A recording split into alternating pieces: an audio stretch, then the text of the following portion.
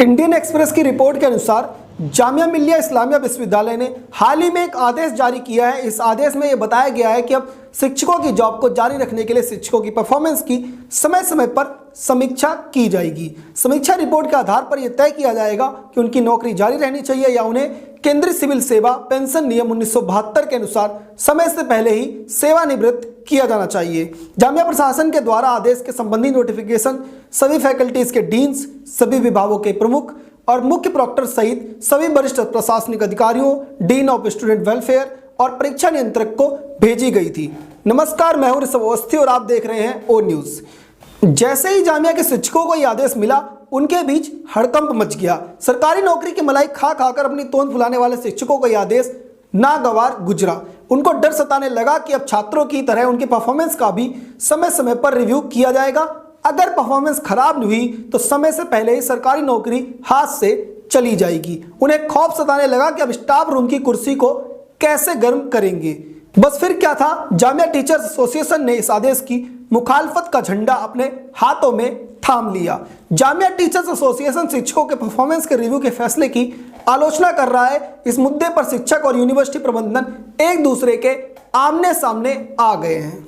Jamia teachers association का कहना है कि सीसीएस यानी सेंट्रल सिविल सर्विसेज के नियम विश्वविद्यालय के शिक्षकों के लिए लागू नहीं होते हैं, इसलिए आदेश को वापस लिया जाए। जामिया टीचर्स एसोसिएशन ने इस संबंध में बुधवार को एक मीटिंग भी बुलाई, जिसमें समस्त शिक्षकों ने एक मत से इस आदेश का विरोध किया। जामिया टीचर्स एसोसिएशन के सचिव मोहम्मद इरफान कुरैशी ने कहा कि पूरे जेटीई चुनाव आयोग की एक राय थी कि जामिया मिल्लिया इस्लामिया एक स्वायत्त निकाय है जहां सीसीएस नियम लागू नहीं किया जा सकता। इसलिए Jamia teacher association registrar Jamia Millia Islamia से मांग करता है कि वह तत्काल प्रभाव से कार्यालय के आदेश को वापस ले ले।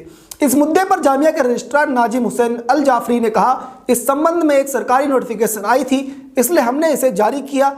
अभी हम कुछ भी शेड्यूल नहीं कर रहे हैं, लेकिन अगर वे चाहें तो सीसीएस रूल्स को विश्वविद्यालयों द्वारा अपनाया जा सकता है। मुझे शिक्षक संघ की स्थिति की जानकारी नहीं है, यह हमारा आंतरिक मामला है। गजब हैरानी की बात है कि जामिया टीचर्स एसोसिएशन इसका खुलकर विरोध कर रहा है, मगर जामिया के रजिस्ट्रार कह रहे हैं कि उन्हें टीचर एसोसिएशन की स्थिति का पता ही नहीं है। खैर छोड़िए, यह जामिया का आंतरिक मामला है, परंतु यह समझ नहीं आ रहा कि शिक्षकों को इस आदेश से डर क्यों लग रहा है। विश्वविद्यालय प्रशासन इस पर सहमत है, सरकार भी सहमत है। सबसे जरूरी बात यह है कि छात्र भी इस फैसले के पक्ष में है।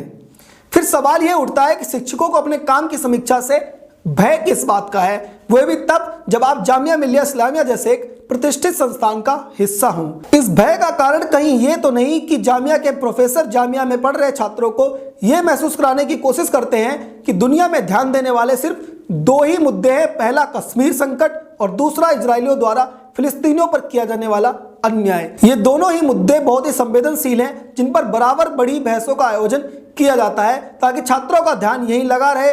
लेकिन ऐसा भी नहीं है कि देश और दुनिया में सिर्फ यही दो मुद्दे हैं जिन पर छात्रों को चिंतित होना चाहिए।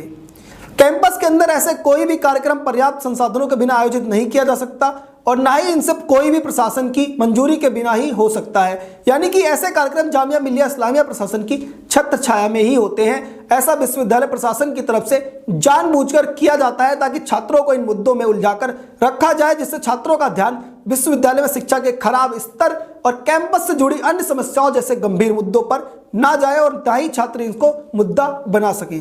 अब यदि शिक्षकों के परफॉर्मेंस का मूल्यांकन किया जाएगा तो यह बात खुलकर सामने आएगी।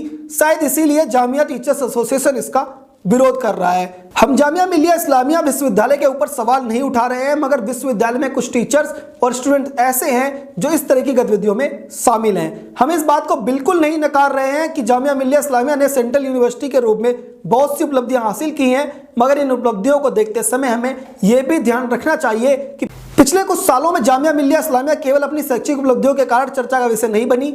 इस यूनिवर्सिटी जिसका बीज मोहम्मद अली जौहर ने बोया था, आज उन्हीं के विचारों का अनुसरण करने वाले कुछ छात्रों के कारण ही चर्चा में रही है। हाल ही में सीएए और एनआरसी के विरोध के नाम पर कथित रूप से जामिया मिल्लिया इस्लामिया के छात्र हिंसा में शामिल थे। हालांकि यह पहला मौका नहीं है जब जामिया ने खुद को विवादों में घिरा पाया।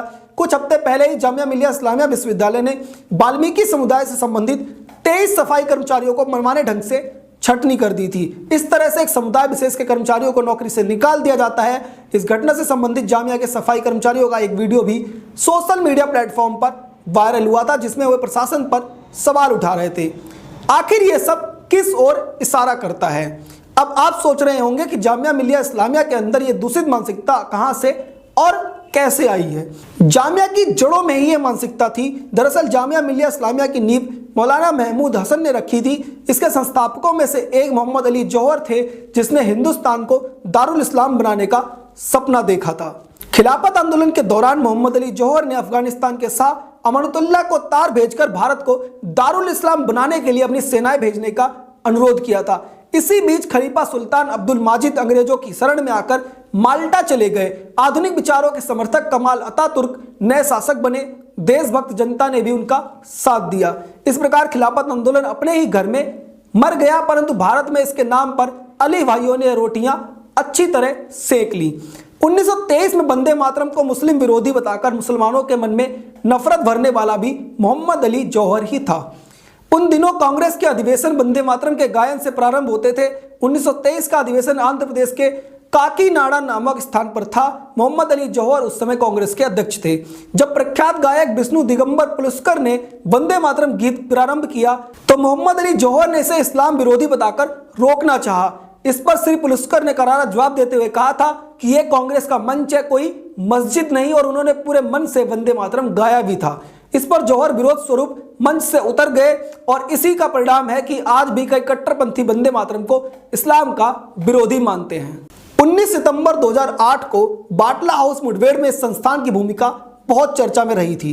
हैरानी इस बात पर नहीं हो रही थी कि दिल्ली को धमाकों में दहलाने वाले आतंकी इसी इलाके में छुपे बैठे थे, बल्कि आश्चर्य यह था कि जामिया के तत्कालीन वीसी मुसीरुल हसन ने बाटला हाउस से गिरफ्तार आतंकियों को कानूनी मदद की घोषणा कर दी थी। हालांकि जब दिल्ली पुलिस ने सबूत पेश किए तो वे चुप्पी साध के बैठ गए। इस एनकाउंटर में वरिष्ठ पुलिस अधिकारी मोहन चंद्र शर्मा ने अपने प्राणों की आहुति दे दी थी। लाइव अपडेट के लिए आप देखते रहिए ओ न्यूज। धन्यवाद। जय हिंद।